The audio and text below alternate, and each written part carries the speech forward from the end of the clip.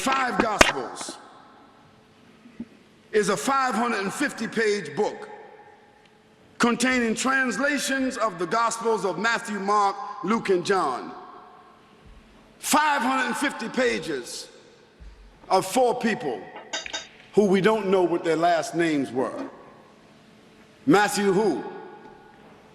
Mark who? Luke who? And John who? Secondly, 82% of those 550 pages, 82%, they are not the words of Jesus Christ at all. Khalid didn't say that. Christian scholars of 364 denominations, they said that 82% of the 550 pages of the Gospels, they are not the words of Jesus Christ at all. And the way they have determined that and showed that to you and I is that in the New Testament, they have done something called the Red Letter Bible. How many of you have seen the Red Letter Bibles? Be honest.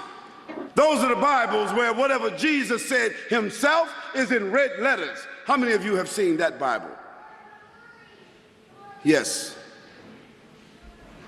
And you will find for yourself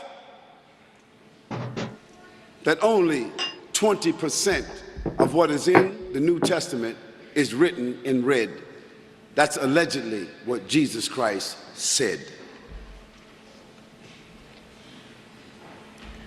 Biblical scholars and theologians alike have learned to distinguish the Jesus of history from the Christ of faith.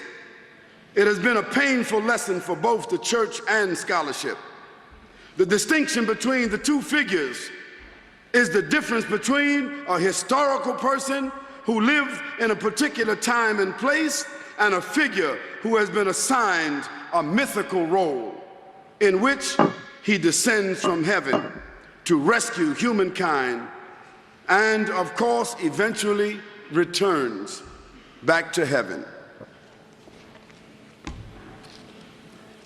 We want to continue to review the words of Jesus Christ himself.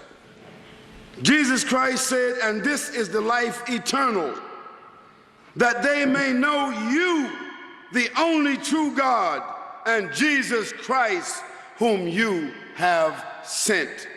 John 17:3.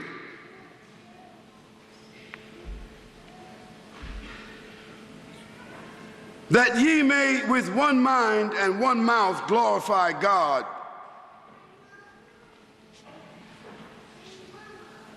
And Jesus Christ said in John 20:17 to a woman, "I ascend unto my Father and your Father, and to my God and your God." So by Jesus Christ's words, he's a prophet of Nazareth. He's a prophet of God. He's a man that eats and drinks. He's a man sent by God. He is the Son of Man. Man meaning human. He's the son of a woman, Mary, who was pure and untouched, chosen by God to have a son through phenomenal birth. Now we want to examine a totally different view of Jesus as taught and represented by St. Paul, the father of the modern church. In doing so, we will talk about the new covenant, the New Testament, and what has inevitably become a new religion built around a new Christ and a new Jesus. Now let's make reference to Paul himself. By his own admission, Paul said that I was on my way traveling on the road to Damascus. That's what Paul said. Now, when he was on that road traveling to Damascus, what was he doing? Paul said, I was on a mission to capture or to kill or trap Christians. Because Paul, or at that time his name was Saul of Tarsus. Saul was a bounty hunter. And what was his hunt? What was his prey? It was Christians.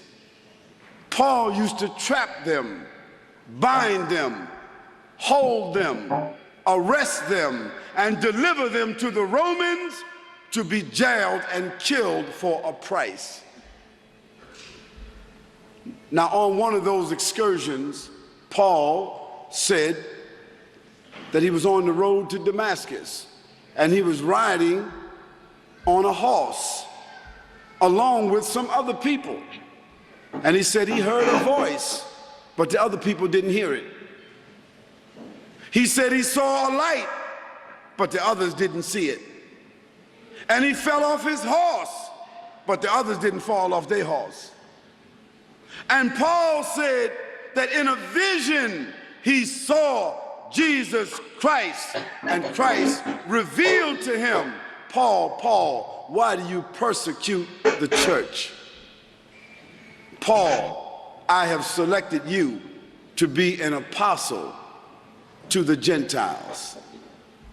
Now, that is the only time that Paul said he saw and talked to Christ. But those that was with him, they didn't see Christ. They didn't see the light, and they didn't hear the voice, and they didn't fall off their horses. But at best, Paul saw something.